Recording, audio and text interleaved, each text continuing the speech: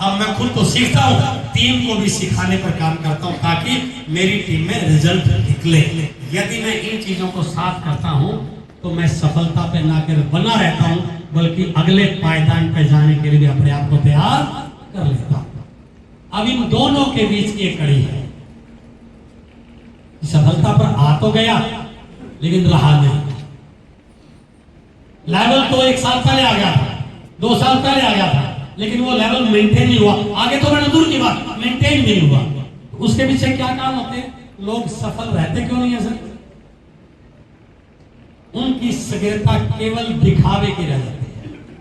वो व्हाट्सएप पे बिजनेस करना शुरू कर देते हैं, वो फेसबुक पे ज्यादा रहते हैं, वो सिर्फ बातों से बिजनेस बढ़ाने की कोशिश करते हैं। फील्ड में जाने की उनकी कहीं से कहीं तक सफलता नहीं रहती। पहले तो वो सारे तरीके इस्तेमाल करते थे, यहाँ पर जाने वाला स्ट्रेटजी बनाता है, बट ये किसी भी तरीके पे काम नहीं करते, सिर्फ ये सलाह देते हैं आपको ऐसा करना चाहिए, आप ऐसा करना चाहिए। ये फॉलो करने का केवल दिखावा करते हैं। अपलाइन जो बोल दिया उसको सिर्फ सुनते हैं, करते अपनी मर्जी से जो उनको ठीक लगता है। काम में पागलपन, अब ये कंफर्ट जोन में रहते, शर्तें लगाते हैं। मीटिंग चाहिए, यस, कितने लोगों की तैयारी है? हेलो, वहां ऐसा होगा तो ऐसा होगा, तूने ऐसा किया तो ऐसा करेंगे। वो बहुत सारी शर्तों के साथ कंफर्ट जोन में रहना शुरू कर देते हैं। अब उनको लक्ष्य दिखाई दे रहे, केवल लक्ष्यों की बात कर रहे हैं। एटीट्यूड एंड एक्शन प्लान की दिशा में था, यहां पर सभी पहलुओं की निगरानी करता है और यहां पर फालतू की चीजों पर फोकस आ रहा है और बातों पर चर्चा ज्यादा करता है। टीम के साथ, अपलाइन के साथ, क्रॉस लाइन के साथ, अब वो पंचायत ज्यादा करता है, काम कम करता है। और विनम्रता के साथ साइड लेना, अब उसकी ढेरों सारी ईगो है। अपलाइन को मेरे से बातचीत करनी चाहिए, डाउनलाइन को मेरी जरूरत होनी चाहिए, ऐसा होगा तो ये करूंगा। बहुत सारी ईगो पाल लेता है वो। और लास्ट का पॉइंट है सर, वो अपने रिजल्ट से संतुष्ट हो जाता है और खुद को मान लेता है कि मुझे सब पता है। और थोड़े दिनों के बाद उसके बिजनेस का ग्राफ स्टेबल होता है और फिर नीचे आने लग जाता है। तो मेरी आपसे रिक्वेस्ट है, बीच वाले लाइन को यदि है तो उनको हटा दीजिए। पहले आपको इस लाइन में आना है, जो लोग अभी लेवल पे नहीं है, और जैसे लेवल पे आ जाए आपको कूद के स्पेस में आ जाना है। क्लियर हुआ सर? ये यदि हम अपने आप को इस एटीट्यूड में रखते हैं एक बड़ी टीम बनने के बाद, तो हमारे लेवल भी बढ़ते हैं, हमारी टीम भी बढ़ती है, हमारी टीम भी बढ़ती है, हमारा रुतबा भी बढ़ता है, हमारी लीडरशिप बढ़ती है, हमारा प्रभाव भी बढ़ता है। तो यदि मुझे इस सिस्टम में, इस सक्सेस की जर्नी में डायमंड तक जाने की मेरी प्लानिंग है, तो मुझे इस चीज को, इस लाइन को फोकस करने की, और यदि बाई चांस कहीं से आज मैं इस स्थिति में हूं भी तो तुरंत इससे बाहर निकलने की जरूरत है। करेंगे सर? तैयार हैं? एक बार हाई फाई कीजिए, कई लोग सो रहे होंगे। कीजिए कीजिए कीजिए। हेलो, जोरदार तालियां बजाइए।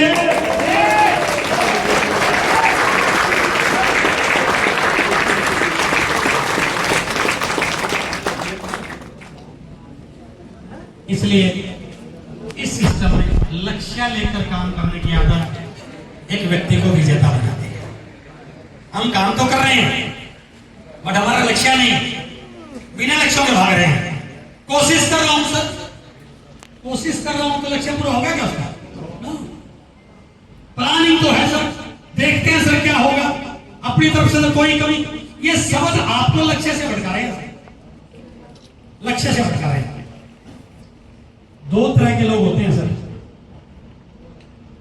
एक तो तीर चला के गोला लगाते हैं और एक गोला लगा के तीर चलाते हैं। समझ में आया? तीर चलाया, जहां लग गया वही गोला बना। कोशिश तो की, जितना हो गया हो गया, मेरी कोशिश में कमी नहीं थी। ये लीडर की पहचान है सर। पहले गोला बनाइए। मैं बिल्कुल मानता हूं तीरंदाज नहीं है, नहीं है, कोई बात नहीं, लेकिन गोला तो बनाइए। यदि गोला बनाया और वहां से तीर चलाया तो ये गारंटी है गोले के अंदर भले ही ना लगे लेकिन आसपास तो पक्का लगेगा। ये कभी नहीं होगा कि गोला यहाँ तीर मारा जाए, बट गोला ही नहीं बनाया तो कहीं लग जाए।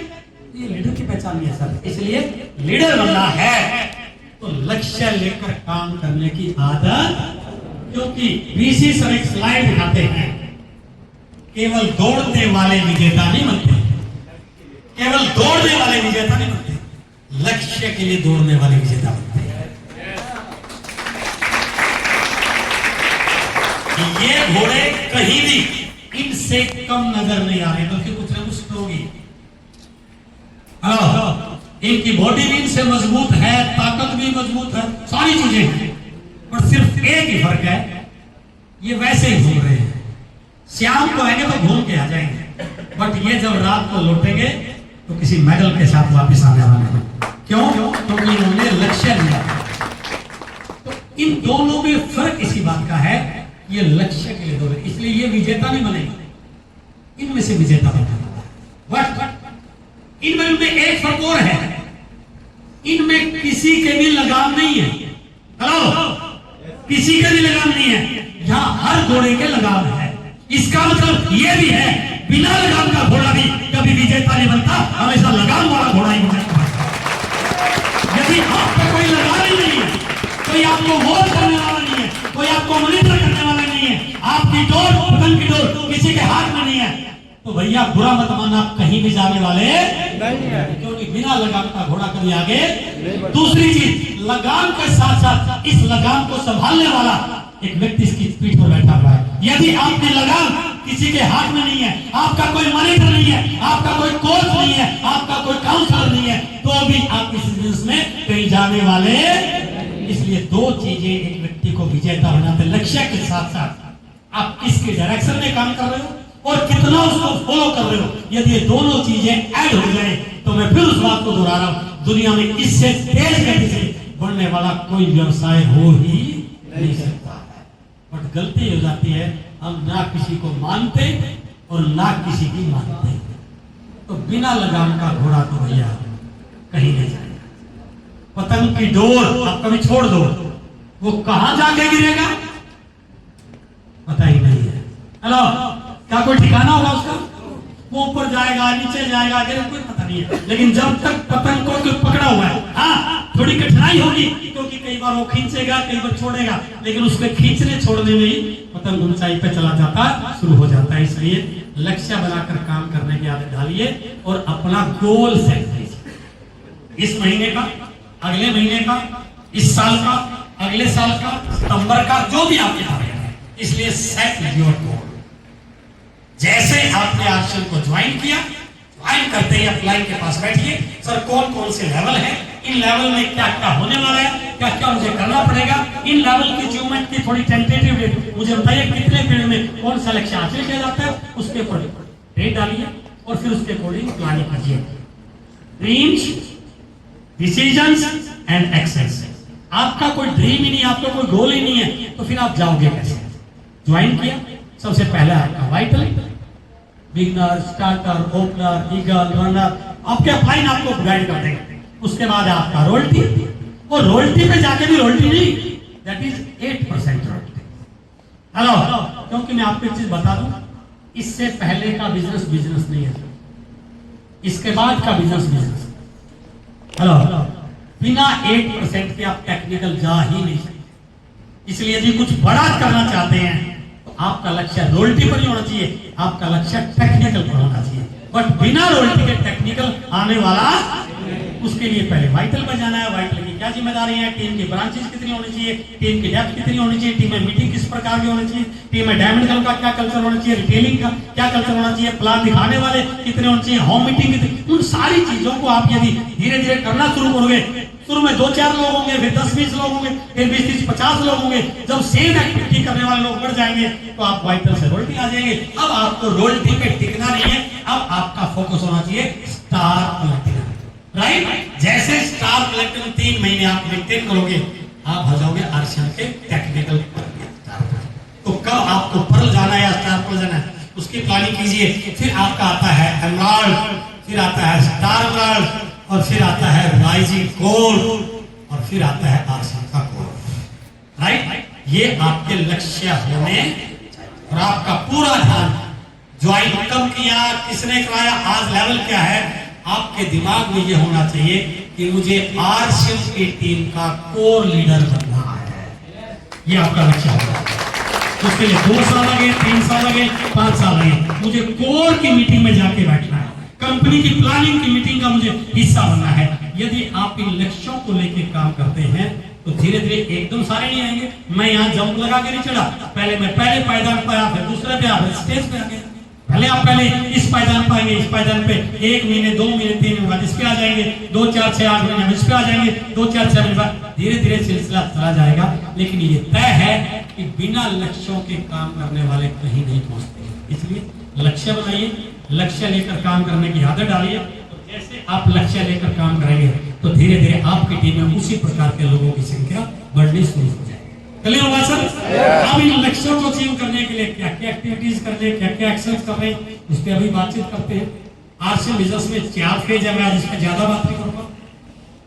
पहला स्टार्टअप फेज, जब एक व्यक्ति शुरू करता है, राइट, उसको क्या क्या करना चाहिए। उसके बाद आता है उसका स्ट्रगल फेज, क्योंकि शुरू करने के बाद तो स्ट्रगल आएगा, शुरू करने से पहले स्ट्रगल थोड़ी है। मैंने आरसीएम को शुरू किया, आरसीएम को ज्वाइन किया, आरसीएम लोगों को बताना शुरू किया, और जैसे ही मैंने आगे काम बढ़ा तो मेरे सामने लोगों ने मजाक उड़ाना शुरू किया, लोगों ने मना करना शुरू किया। घर वालों ने कहा क्यों पीछे लगा हुआ है, मैं पहले से ज्यादा बिजी हो गया। पहले तो टाइम पे घर शाम को जाके 7 बजे गरम गरम खाना खाता था, अब तो 11 बजे से पहले घर आना नहीं होता। पहले तो महीने में 2-3 फिल्म देख लेता था, अब तो फिल्म के लिए टाइम ही नहीं है। तो कई प्रकार के चेंज आए ना, तो उसको बोलते हैं स्ट्रगल। लेकिन जो व्यक्ति स्ट्रगल के फेज को क्रॉस कर जाता है, इन चीजों को एडजस्ट कर जाता है, और मेरा मानना है आरसीएम में सबसे बड़ा जो एक डिस्ट्रीब्यूटर के लिए सबसे अच्छा फेज है स्ट्रगल फेज। या तो यहां से वापिस आ जाएगा या यहां से आगे बढ़ेगा। जो सीख लेगा, जो स्ट्रगल के फेज में अपने आप को मैच्योर कर लेगा, जो त्रास के बड़ा कर लेगा, वो स्ट्रगल के फेज से ग्रोथ फेज में आ जाएगा। वो बन जाएगा रोल टीचर, वो बन जाएगा टेक्निकल जीवन। किसी भी व्यक्ति का लीडर का निर्माण स्ट्रगल फेज में होता है। यदि आपके बिजनेस में स्ट्रगल फेज नहीं है, आपकी लीडरशिप कमजोर है सर। और मुझे इस बात को कहने में कोई संकोच नहीं है। लेवल पे जाने के बाद उन लोगों के बिजनेस में ज्यादा डाउन होते हैं जिनके बिजनेस काल में स्ट्रगल का फेज नहीं आया। ठीक ठाक लोग मिल गए, उन्होंने अच्छा काम कर दिया, ठाक से रोल्टी आ गई। अब रोल्टी आ तो गई, उसने सीखा ही नहीं, ग्राउंड वर्क पे जाना उसने सीखा नहीं, डेप्थ ड्राइव करना उसने सीखा नहीं, बिजनेस को बिल्ड करना उसने सीखा नहीं, मीटिंगों में लोगों को इन्वाइट करना। और जिस व्यक्ति की वजह से आई थी वो दूसरी कंपनी में छोड़ के चला गया और करा के ला नहीं गया, 10-5 लोगों को और लेकर चला गया। अब उसके सामने अंधेरा आ गया, अब क्या करूंगा। यदि उसने उसको पैदा किया होता तो उस जैसे 1000 और पैदा कर सकता था, उसके बिजनेस में कभी कोई दिक्कत आने वाली। इसलिए स्ट्रगल फेज ही आपको लीडर बनाता है, क्योंकि आप सीखते हैं, फिर आता है ग्रोथ, फिर जहां आपकी रोल की टेक्निकल आता है। ये किसी लीडर के बिजनेस में सबसे सुनहरा फेज होता है, बट ये किसी लीडर के बिजनेस में सबसे खराब फेज होता है। या पैसा बढ़ जाता है, सम्मान बढ़ जाता है, रिकॉग्निशन बढ़ जाती है, लेवल बढ़ जाता है, बट बहुत सारी ईगोज घर कर जाती है।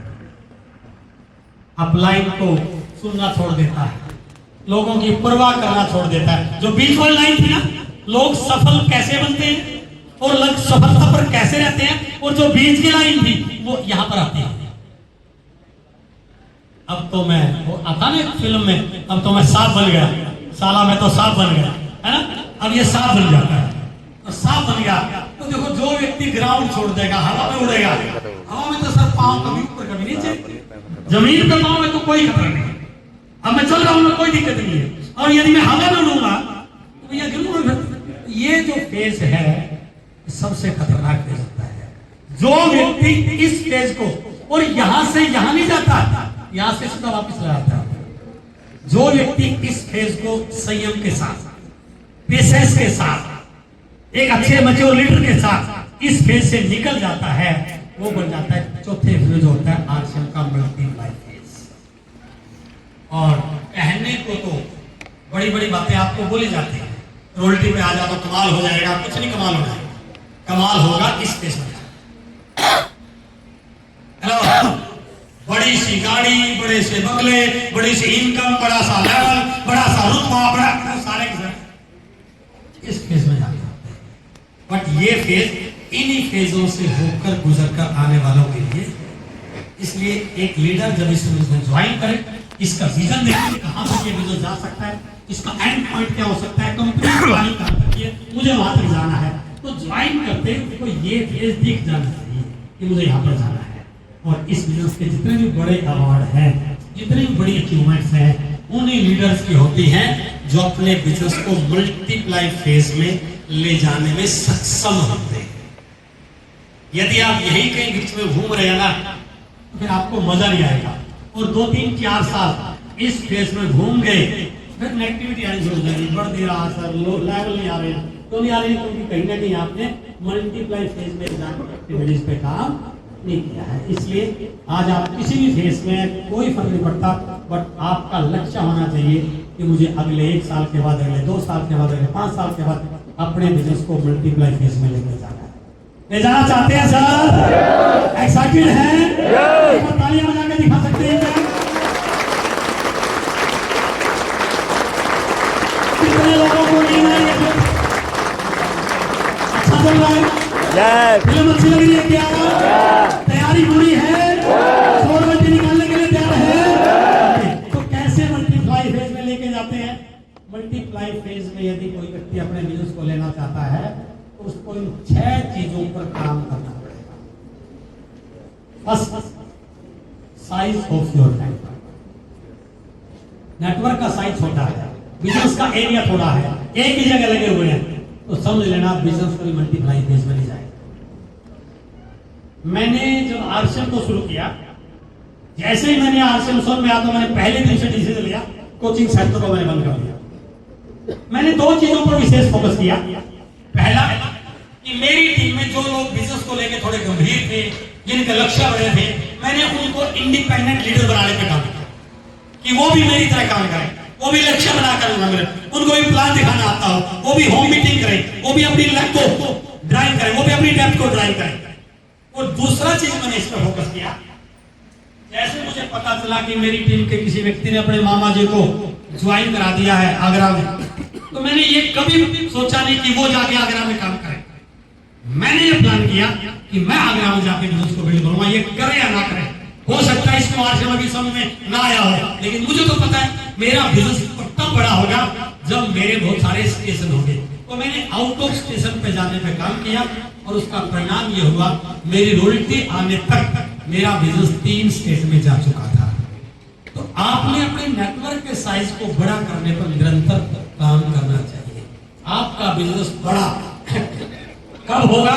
आप इससे वॉल्यूम से नहीं डिसाइड करते, आप इससे डिसाइड कर सकते हैं कि आपका नेटवर्क कितना बड़ा है। दूसरा पॉइंट, उस नेटवर्क में वॉल्यूम, नेटवर्क बड़ा है बट वो लोग परचेजिंग कर रहे हैं, आगे नहीं हो रही, कोई 100-200 की परचेजिंग कर रहा है। इसका मतलब आपकी टीम में अभी प्रोडक्ट को लेके अवेयरनेस नहीं है, कंसिस्टेंसी को लेके अवेयरनेस नहीं है, लोगों में रिटेलिंग स्किल नहीं है, डायमंड कलर पर फोकस नहीं हो पा रहा है। आप यदि उस प्रकार की चीजों पे बात नहीं करेंगे तो वॉल्यूम होने वाला नहीं। इसलिए सफलता के लिए, बिजनेस को बड़े मोड में ले जाने के लिए यह फैक्टर बहुत इंपॉर्टेंट है कि आपके नेटवर्क में वॉल्यूम किस अनुपात में हो रहा है। तीसरा, वॉल्यूम भी हो रहा है, नेटवर्क बड़ा हो रहा है। उसके बाद एक्टिविटीज, टीम में एक्टिविटीज भी हो रही है। आगे चीजें कब बढ़ेंगी? जब टीम में बिजनेस को बढ़ाने वाली सारी एक्टिविटीज, और सारी की सारी एक्टिविटीज होनी चाहिए रेगुलर अनुपात में भी और रेगुलर रेशो में भी। जितने भी बिजनेस की आपकी टीम में होम मीटिंग करने वाले लोग भी हो, आपकी टीम में प्लान दिखाने वाले लोग भी हो, आपकी टीम में लिस्ट बनाने वाले लोग भी हो, आपकी टीम में रिटेलिंग की बात हो, आपकी टीम में अप्लाइंग की काउंसलिंग भी हो, बड़े सेमिनार भी हो, कंपनी विजिट भी हो, अच्छे सेंटर भी हो, एक्सपीरियंस, सारी की सारी एक्टिविटीज होंगी। तो देखो, सब लोगों में सारी खूबियां नहीं होती। क्रिकेट की टीम में 11 खिलाड़ी होते हैं, तो क्या 11 के 11 बॉलर हैं? क्या 11 के 11 बैट्समैन हैं? क्या 11 के 11 कीपर हैं? तो एक अच्छी टीम वो मानी जाती है जिसमें बॉलर भी अच्छे हों, बैट्समैन भी अच्छे हों, फील्डर भी अच्छे हों, कीपर भी अच्छे हो, तब जाके टीम बनती है। तो आपकी सारे लीडरों में सारी खूबियां नहीं होगी।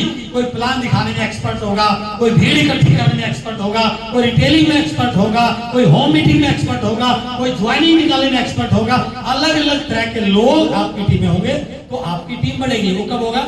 जब आपकी टीम में डिफरेंट टाइप की एक्टिविटीज होगी। चौथा है अचीवर्स इन योर टीम। यदि आपकी टीम में अचीवर ही नहीं बढ़ रहे हैं तो फिर टीम कहां में? टीम तो हो ही नहीं। बिना अचीवर्स की टीम कोई होती ही नहीं। आपकी टीम में अचीवर कब बढ़ेंगे? जब एक्टिविटीज होंगी, वॉल्यूम पे बात होगी, नेटवर्क बड़ा होगा, ब्रांचेस पे फोकस करेंगे। इनकी बी लाइन में 15 हो गया और पावर लाइन में 3.5 लाख हो तो रोल्टी पे आ जाएगा। इनकी पावर लाइन में 15-20 हजार का हो गया, खुद का और बी लाइन का 5 हजार हो गया तो ये मेरा वाइटल बन जाएगा। तो अचीवर निकालने पे आपका फोकस नहीं होगा तो टीम कभी बड़ी बनने वाली नहीं है। और 5वां पॉइंट है अचीवर भी है, एक्टिविटीज भी खूब हो रही है, वॉल्यूम भी खूब हो रहा है, साइज भी नेटवर्क का बहुत बड़ा है, बट लोगों की आपस में ट्यूनिंग सही नहीं है। टीम वर्क तो है ही।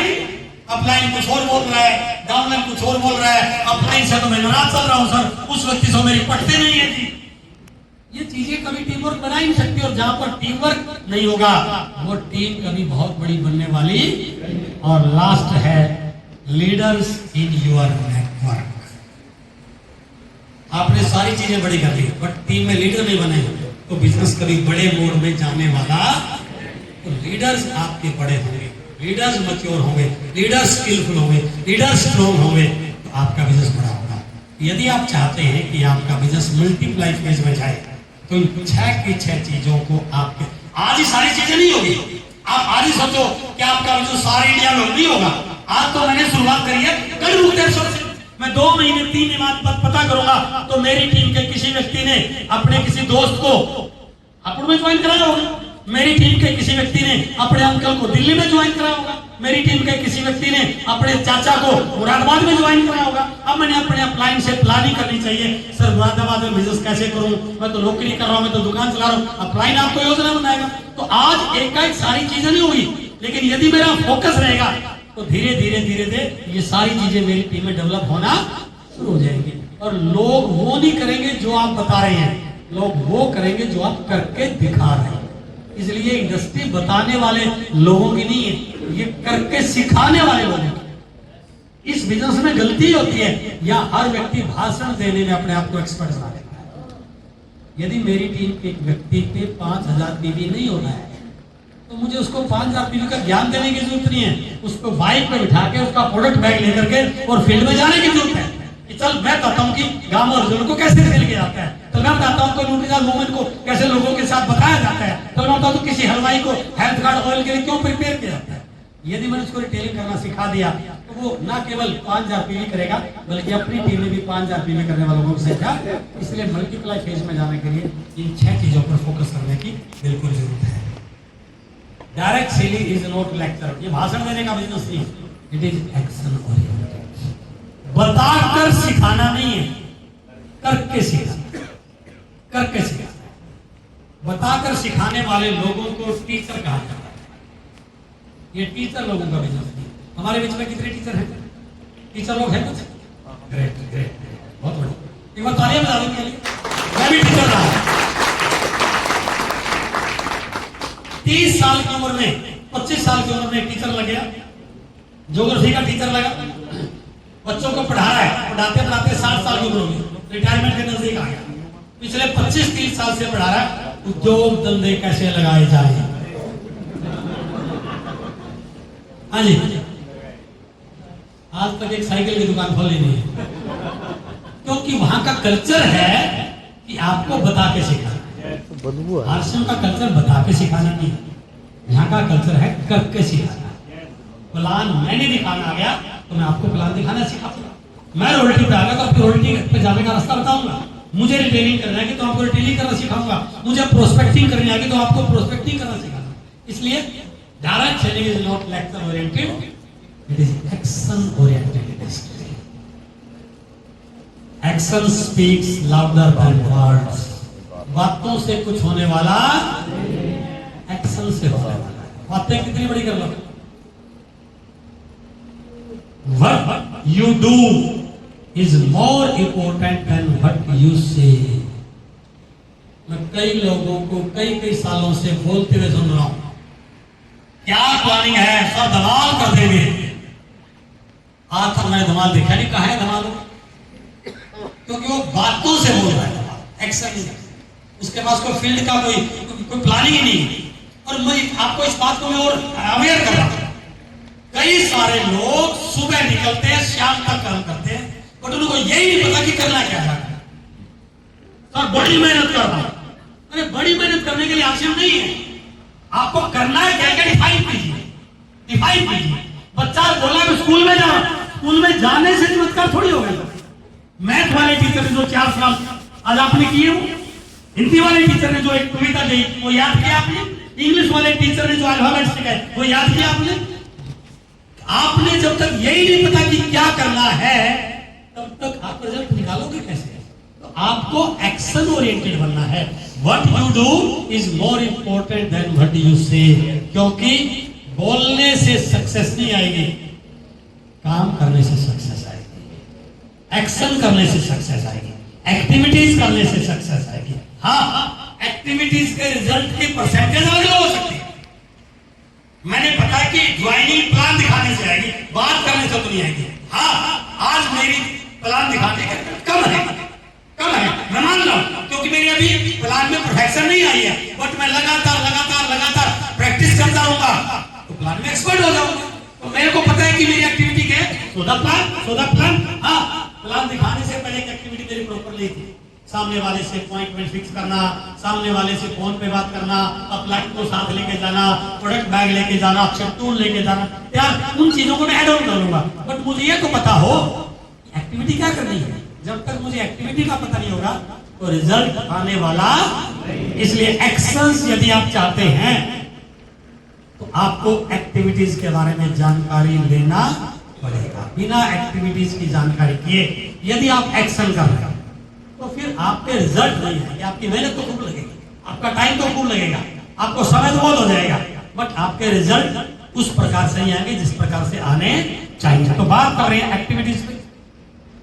Results depend on your activities, और एक्टिविटीज भी आपके द्वारा और आपके लीडर्स के द्वारा। केवल आप कर रहे हैं तो भी मल्टीप्लाई नहीं होगा, आप भी कीजिए और आपके लीडर्स भी कीजिए। और उन एक्टिविटीज में 2 चीजों का ध्यान रखना है, वो एक्टिविटीज कितनी हो रही है और वो किस प्रकार से हो रही है। मैं प्लान दिखा रहा हूं, मेरी टीम के 2 लोग प्लान दिखा रहे हैं, तो इससे बहुत बड़ा रिजल्ट थोड़ी आएगा। मैं डायमंड कलर कर रहा हूं, मेरी टीम के 2 लोग डायमंड कलर कर रहे हैं, इससे बहुत बड़ा रिजल्ट थोड़ी आएगा। तो नंबर ऑफ एक्टिविटीज, इसको धीरे धीरे हमें बढ़ाते जाना है, और उन एक्टिविटीज की क्वालिटी कैसी होनी चाहिए। ये थोड़ा सा टॉपिक बड़ा है, आज मैं इसको ज्यादा नहीं ले पाऊंगा क्योंकि और चीजों पर बात करनी है, लेकिन आपको मैं थोड़ा ब्रीफ कर रहा हूं। यदि आप चाहते हैं कि आपकी एक्टिविटी रिजल्ट ओरिएंटेड बने तो आपकी एक्टिविटी में 2 चीजों को आपने शामिल करना। Number 1 is process oriented and number 2 is devotion oriented. यदि आपने उस एक्टिविटी में सही प्रोसेस को फॉलो नहीं किया तो रिजल्ट आएगा या नहीं आएगा, I don't know. For example, अभी मैंने बोला कि प्लान दिखाने से रिजल्ट आएगा, ज्वाइनिंग प्लान दिखाने से नहीं। तो एक्टिविटी क्या है? प्लान दिखाना। मैंने आज मेरे एक दोस्त मोहन को प्लान दिखाना था। जैसे मैं बाजार से आ रहा था, आते आते रास्ते में मोहन मिल गया, मजा आ गया इसके घर पे। आज तो मुझे शाम को जाना था, अरे मोहन रुक, मैं तो तेरे पास ही जाने वाला था, तू मिल गया रास्ते में, बैठ। वही सड़क पे टक टक टक बोल दिया।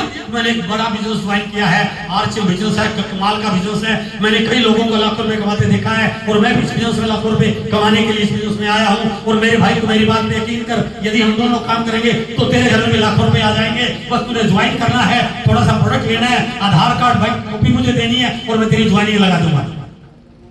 एक्टिविटी तो की, लेकिन पता नहीं वो जुड़ेगा या क्यों? क्योंकि एक्टिविटी में सही प्रोसेस को मैंने इंप्लीमेंट नहीं किया। कहने का मतलब क्या है कि एक्टिविटी से रिजल्ट आएंगे नहीं आएंगे, आई डोंट नो, बट सही एक्टिविटी से रिजल्ट आएंगे, इट इज 100% कंफर्म, राइट?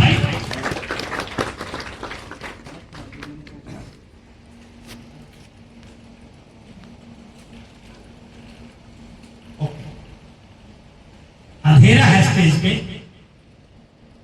तो मुझे बल्ब जलाना है, और जला,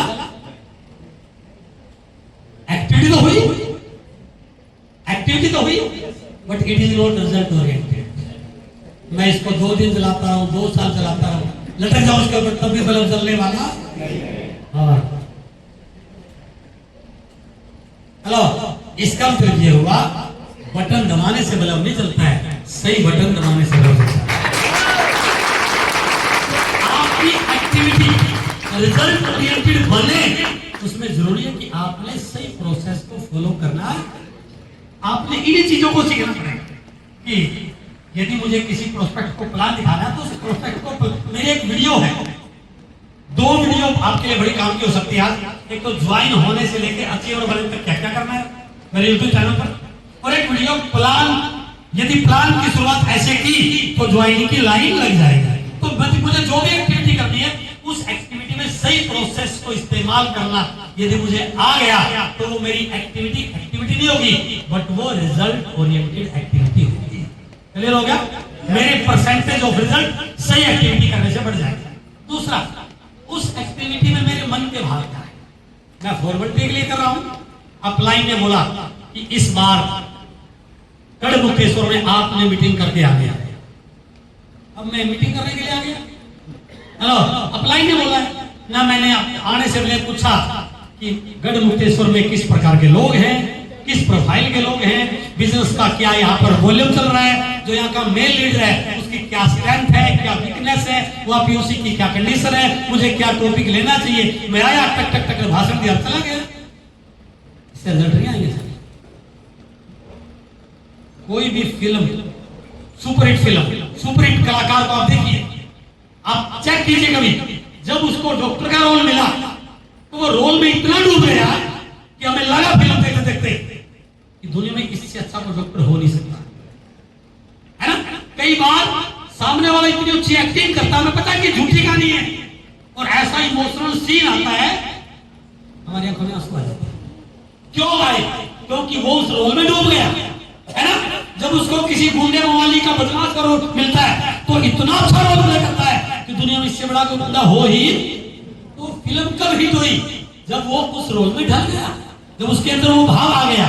तो एक्टिविटी करते समय यदि हम पूरी तरह डूब जाए तो रिजल्ट आएंगे सर। हम फॉर्मेलिटी के लिए, मैं यहाँ पर फॉर्मेलिटी करने नहीं आया, मैंने यहाँ आने से पहले मान सिंह जी से 4 बार बात की, मैंने जगदीश कबीरा जी से 4 बार बात की, मैंने असलम खान जी से 4 बार बात की कि वहां किस प्रकार के लोग हैं, मुझे क्या कंटेंट लेना चाहिए, मुझे क्या बात करनी चाहिए। और मैं वहां पर आज इस भाव से काम कर रहा हूं कि मैं यहाँ पर फॉर्मेलिटी करने के लिए नहीं आया हूं। मेरे मन में भाव चल रहे हैं कि इस टीम से 100 लोल्टी निकालने के लिए मुझे प्लान करना चाहिए। केवल फिल्म में दौड़ने से, काम करने से नहीं आएंगे, उस समय आपका प्रोसेस से ही हो और आप उस रोल में डूब जाए, उसके बन जाए बस, और कुछ दिखना ही नहीं चाहिए। यदि आप इन दोनों चीजों के साथ अपनी एक्टिविटी करते हैं तो मैं गारंटी के साथ कहता हूं रिजल्ट नहीं आ सकते, ऐसा कहीं से कहीं तक भी कोई पॉसिबल नहीं हो सकता। तो क्या इन दोनों चीजों को शामिल करने के लिए तैयार है? दोनों हाथ खड़े करके बता सकते हैं क्या? तो एक्टिविटी कौन कौन सी होनी चाहिए, तो मैं थोड़ा सा बता रहा हूं उसके बारे में कि वो एक्टिविटी कौन कौन सी है और उनका कैसे सही एग्जीक्यूशन करना चाहिए। यदि आपने एक्टिविटी के बारे में पता हो और उसका सही एग्जीक्यूशन करना आ जाए तो आपके रिजल्ट की जो परसेंटेज है वो पहले से बेहतर हो जाएगी। सबसे पहला काम एक व्यक्ति का इस बिजनेस में आकर के 6 बेसिक्स सबसे पहले। जैसे एक बच्चे को स्कूल में जाता है तो सबसे पहले 1 2 3 4 A4 एप्पल ये सिखाया जाता है। पहले थोड़ी कोई सवाल निकालता है, पहले थोड़ी इंग्लिश की कोई वो वोकैबुलरी बोलता है, बेसिक है। तो इस बिजनेस में भी जब आप शुरू करते हैं तो सबसे पहला काम है बेसिक्स को सीखना, या जो लोग नए आए हैं आप लोगों को बेसिक के बारे में बताना, लिस्ट कैसे बनानी है, लेग स्ट्रक्चर कैसे बनाना है, ए लेग कहाँ खोलनी है, बी कहाँ खोलनी है, सी कहाँ खोलनी है, लोगों को कैसे उनकी ब्रांचेस को कैसे ओपन करना है, फॉलो कैसे करना है, सामने वाले को ज्वाइन कैसे कराना है, उसको कोर कैसे बनाना। तो ये इस बिजनेस की चीजें हैं, ये आपको सीखनी चाहिए। आज मैं ज्यादा लंबी बात नहीं करूंगा, जो भी आपके सीनियर लीडर हैं वो आपको बताएंगे 6 बेसिक क्या है, 8 कोर स्टेप क्या है, 7 कार्डिनल रूल क्या है। दूसरा, activities of first day of the month. जब हमारा 1 तारीख आई तो उस 1 तारीख को मुझे क्या करना चाहिए? ये पता ही नहीं है लोगों को। आपके शहर में एक सेमिनार हो रही है, अपलाइन आ रहे हैं, आप कहीं प्लान दिखाने के लिए गए हुए, तो मुझे पता होना चाहिए कि मुझे किस समय क्या एक्टिविटी करनी है। 1 तारीख को सबसे पहला जो काम होता है वो है उस महीने के लिए अपने अपलाइन से काउंसलिंग लेना, उस महीने के टारगेट सेट करना। केसी सर एक बात बोलते हैं, यदि आप 1 तारीख को या तो अपलाइन की काउंसलिंग में हो या आप टीम की काउंसलिंग कर रहे हो, यदि आप इन दोनों में से कोई काम नहीं कर रहे हैं तो इसका मतलब अभी आपको आरसी में बहुत कुछ सीखने की जरूरत है। जितनी भी बड़ी बड़ी बिल्डिंग है वो सीधी जाके बिल्डिंग नहीं बनी सकती, पहले पेपर पर उसका नक्शा बना, मैप बनाए, उसके अकॉर्डिंग बिल्डिंग तैयार हो। इस महीने आपने क्या करना है उसकी 1 तारीख को प्लानिंग होनी, 1 तारीख को आपकी काउंसलिंग भी होना चाहिए और 1 से 10 तारीख तक आपको क्या क्या करना चाहिए कि मैंने जो लोग पिछले महीने ज्वाइन हुए थे उनके घर पे जाके वेलकम मीट करना, उनके साथ काम करना, नीचे डेप्थ के वॉल्यूम पर, डेप्थ की आईडी पर जिसका पिछले महीने 5000 हुआ, यदि मैं 10 तारीख तक उसका 15-20 हजार करवा दिया तो ऊपर के कई सारे वाइटल निकल सकते हैं। तो एक लीडर को ये पता होना चाहिए कि 1 से 10 तारीख के बीच में मेरी कौन कौन सी एक्टिविटी होनी चाहिए। 11 से 19, 20 से 27, 28 से 30 और क्लोजिंग थी। 11 से 19 तक मैंने जो 1 तारीख को प्लानिंग किया था कि मुझे कहां जाके मीटिंग करनी है, प्लान की डेट कहां लेनी है, किस टीम को, उसको लेकर के मैंने पूरा फील्ड वर्क करना है। अब 20 तारीख आते आते मेरे सामने एक लक्ष्य आ जाएगा कि मैंने जो टारगेट डिसाइड किए थे उस व्यक्ति का बिगनर, उसका स्टार्टर, उसका ईगल, उसकी लॉयल्टी, उसमें कौन कहां किस स्थिति पर है। और उनमें से कुछ लोग ऐसे होंगे जो अभी टारगेट से दूर होंगे, कुछ ऐसे होंगे जो अचीव करने तक बढ़ रहे होंगे। तो उस 20 से 27 के बीच में मैंने उन लोगों पर फोकस करना है जो टारगेट की ओर बढ़ रहे हैं, ताकि मैं उनके साथ काम करके इस महीने उनकी अचीवमेंट को निकाल पाऊं और अगले महीने के प्रोग्राम में इन मेरे लीडर को सेलिब्रेशन का हिस्सा बना पाऊं। यह होगा मेरा 20 से 27, 28, 29, 30। अब जो लोग ऐसा लग रहा है कि यार ये फाइट तो कर रहा हो सकता है बट कहीं ना कहीं अकेला पड़ा हुआ है, वहां की प्लानिंग, अप्लाई की डेट वहां लेना, आपने काउंसलिंग करना और लास्ट के 2 दिनों में आपने अपनी पूरी की पूरी शेड्यूल को खाली रखना है। कहां आपकी जरूरत पड़ सकती है वहां पर जाना है और बिजनेस बड़ा हो जाए तो लास्ट की क्लोजिंग डे फील्ड में नहीं, आपको लेग स्ट्रक्चर पे काम करके अपना बिजनेस खोल के देख करके कि किसका क्या हो रहा है। और 30 तारीख को 31 तारीख को रात को 12 बजे से पहले सोना, 11 बजे मोबाइल बंद करके सो गया, मेरा तो हो गया। अरे तेरा तो हो गया लेकिन तेरी टीम का तो नहीं हुआ भैया। आपकी टीम, आपका तो 15 हो गया बट आपकी टीम एक व्यक्ति का होगा 39,200। हेलो, उसको तो पता ही नहीं, आप सो गए, रोटी को पता नहीं। क्या होना चाहिए था यदि वो रात को जागता तो 11:55 पे 11:50 फोन करता, भैया 39,200 हुआ है, इसको 40 कर, इस महीने का स्टार्टर है और अगले महीने के प्रोग्राम आपको सम्मानित होने का मौका मिल रहा है, अपनी परचेजिंग बढ़ा, टीम की चेक कर। तो यदि उसका इस महीने स्टार्टर होता, अगले महीने वो उधर की प्लानिंग करता कि नहीं करता। आप भी सो गया और वो 39,200 वाला भी सो गया।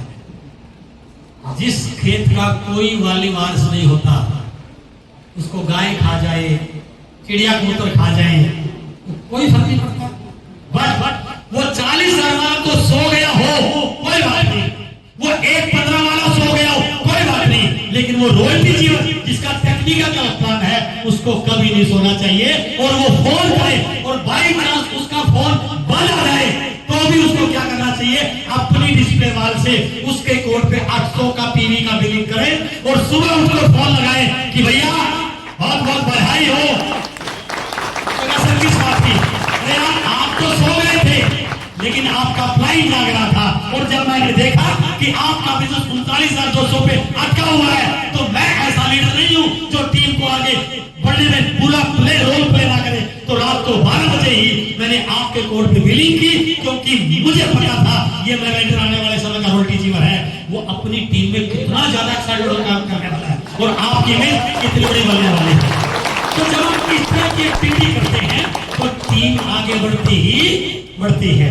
उसके बाद है एक्टिविटीज फॉर बिजनेस प्रमोशन, जो पोस्टर आपके पास आया, जो प्रमोशन कंपनी ने की, जो प्रमोशन न्यूट्रीचार्ज ने की, जो प्रमोशन आपके अप्लाई ने डिक्लेयर की, उसको आप कितना प्रमोट कर रहे हैं, इससे तो बिजनेस बढ़ेगा। आपने सिर्फ फॉर्मेलिटी करके पोस्टर ग्रुप में डाल दिया, इससे कुछ हो जाएगा कि कुछ भी नहीं। दिन में 50 पोस्टर आते हैं और बहुत सारे लोग तो व्हाट्सएप के पोस्टर को देखते भी नहीं होंगे, क्योंकि डालने वाले हजारों लोग हैं। कोई गुड मॉर्निंग बोल रहा है, कोई राम राम बोल रहा है, कोई और ज्ञान बांट रहा है, क्योंकि यहाँ ज्ञानी लोग भी तो बहुत है। अप्लाई ने पोस्टर डाला कि हमारी टीम में गढ़मुक्तेश्वर में 23 तारीख को एक बहुत बड़ा DTW प्रोग्राम आ रहा है। यदि हम अच्छे से तैयारी करें तो हमारी टीम के कई सारे लीडर अच्छी ट्रेनिंग से आगे के बिजनेस में बड़े अचीवर बन सकते हैं। अप्लाई ने डाला, उसके नीचे के व्यक्ति ने सुबह उसके डालते 1 मिनट बाद कोई और ज्ञान का पोस्टर डाल दिया, हाँ जी, उसके बाद दूसरे डाल दिया, तो जो काम का पोस्टर था वो 10 पोस्टरों के नीचे। क्या ये लीडर वाली कार्यशाली है? अगले 2 घंटे तक दूसरा कोई पोस्टर नहीं डले, उसी को बात सर मेरी 10 लोगों की तैयारी है, सर मेरी 5 लोगों की तैयारी, इसी पे फोकस हो तो टीम में वो काम करने की प्रथा आएगी कि नहीं आएगी? अप्लाई ने पोस्टर डाला, आज डायमंड कलर की क्लोजिंग डे है, आज हमें पूरी तरह डायमंड कलर पर लगानी चाहिए, उसका पोस्टर डाला ही नहीं तो मैंने कोई और ज्ञान का पोस्टर डाल दिया। होने का चाहिए सर मेरा तो कंप्लीट हो गया, दूसरा डाला है सर मैंने एक व्यक्ति करा दिया, तो पूरी टीम में कल्चर डेवलप हुआ कि नहीं होगा? तो इसलिए बिजनेस बढ़ाने के लिए बिजनेस की एक्टिविटीज की प्रमोशन, बिजनेस के एक्सपेंशन की प्रमोशन, यदि हम इन एक्टिविटी में काम करते हैं तो हमारा बिजनेस लगातार बढ़ता है। एक्टिविटीज फॉर वॉल्यूम करो। वॉल्यूम कैसे बढ़ेगा? जब 1500 पीवी करने वाला 2500 पे आएगा, 2500 पीवी वाला 5000 पे आएगा, 5000 वाला 10,000 पे आएगा, उनको कैसे रिटेलिंग में आगे बढ़े, इससे आपको फोकस करना चाहिए। जो 800, 700, 1000 पीवी कर रहे हैं उनको 1500 पर कैसे लें, ये एक्टिविटी आप बढ़ाते हैं तो आपकी टीम में वॉल्यूम बढ़ेगा, नेटवर्क बढ़ेगा, तो आपकी टीम में नए अचीवर बढ़ेंगे नहीं बढ़ेंगे सर? 100% बढ़ेंगे। और उसके बाद है एक्टिविटीज फॉर टीम वर्क। केवल मीटिंग करना, केवल वॉल्यूम पे बात करना, केवल प्लान पे बात करना एक लीडर के लिए सफिशिएंट नहीं है। उसको यह भी पता हो टीम के लोगों की आपस में रिलेशन क्या है, उनकी आपस में ट्यूनिंग क्या है, उनकी हैबिट्स क्या है, किस प्रकार का कल्चर टीम में हो रहा है, कोई अनएथिकल वर्किंग तो नहीं हो रही है, कोई पीयूष का उधार तो नहीं कर रहा है, कोई झूठ बोल के बिजनेस तो नहीं ला रहा है, कहीं आपस में गलत कमिटमेंट तो नहीं हो रहा है। ये आप नहीं देखेंगे तो टीम, और जहां टीम में टीम वर्क नहीं होगा, ट्यूनिंग